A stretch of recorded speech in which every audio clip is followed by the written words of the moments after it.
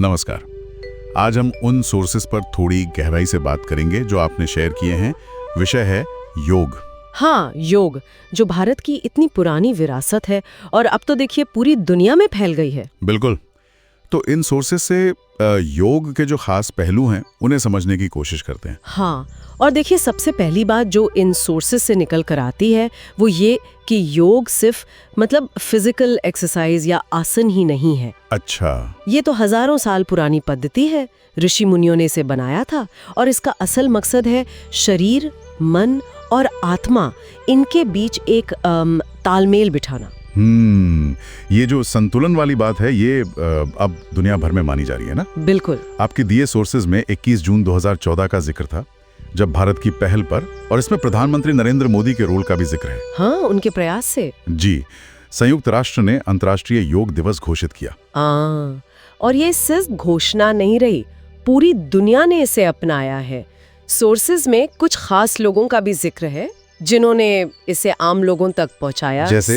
जैसे बाबा रामदेव, उन्होंने योग को घर घर तक पहुंचाया, ऐसा सोर्स में बताया गया है। हाँ, उनका नाम है और सदगुरु का भी नाम लिया गया है। उन्होंने शायद योग को आजकल की जिंदगी और लॉजिक से जोड़ने की कोशिश की है। जी, और श्री श्री रविशंकर का भी जिक्र है।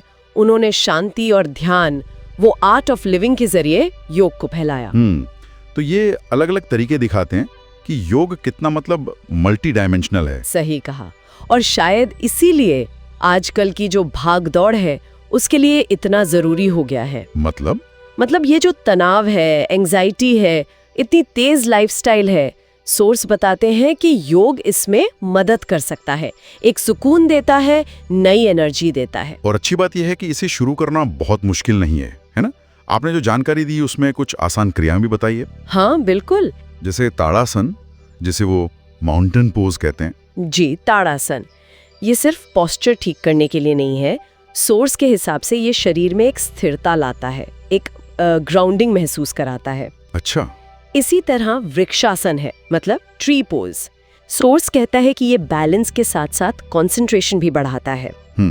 और फिर वो सांस वाले अभ्यास भी हैं। हाँ, प्राणायाम, जैसे अनुलोम विलोम। जी, अनुलोम विलोम सोर्स बताता है कि ये जो नाक से बारी बारी सांस लेने की तकनीक है, इससे मन शांत होता है और फेफड़े भी मजबूत होते हैं। अच्छा, और एक और आसन था, भुजंगासन, कोबरा पोज। हाँ, भुजंगासन ये पीछे झुकने वाला आसन है। कहते हैं इससे कमर दर्द में आराम मिलता है और डाइजेशन भी सुधर सकता है। तो ये कुछ उदाहरण हैं कि योग कैसे काम करता है। जी, बिल्कुल। और अगर फायदों की बात करें तो सोर्स इशारा करते हैं कि असर काफी गहरा हो सकता है। जैसे हाई बीपी, डायबिटीज, दिल की समस्याएं, यहाँ तक कि डिप्रेशन और एंजाइटी जैसी मानसिक दिक्कतों में भी रेगुलर अभ्यास से फर्क पड़ सकता है। और ये महत्वपूर्ण है कि अब तो मेडिकल साइंस भी इन फायदों को मान रही है। हाँ, बिल्कुल। सोर्सेज इसे हेल्थ और मन की शांति का एक नेचुरल तरीका बताते हैं, जो सिर्फ लक्षणों पर नहीं बल्कि जड़ पर काम करने की कोशिश करता है। और कमाल की बात यह है कि ये सब हमारी अपनी विरासत है। सही। सोर्सेज याद दिलाते हैं कि ये हमें अपने पूर्वजों से मिला है। पतंजलि की योग सूत्र जैसे पुराने ग्रंथों में इसका जिक्र है। ये कोई नई चीज नहीं है। बिल्कुल नहीं। ये तो शायद एक भूली हुई जीवन शैली है जिसे हम फिर से अपना रहे हैं। पुराने जमाने में तो शायद ये रोज की जिंदगी का हिस्सा था। और आज की तेज जिंदगी में वही स्थिरता और सुकून पाने के लिए योग एक जबरदस्त जरिया बन सकता है, जैसा कि सोर्सेज बताते हैं। इन सोर्सेज में कुछ असल जिंदगी के उदाहरण भी दिए गए थे। हाँ, जैसे एक अमित जी का जिक्र है, जिन्हें भुजंगासन और ताड़ासन से सालों पुराने पीठ दर्द में फायदा हुआ।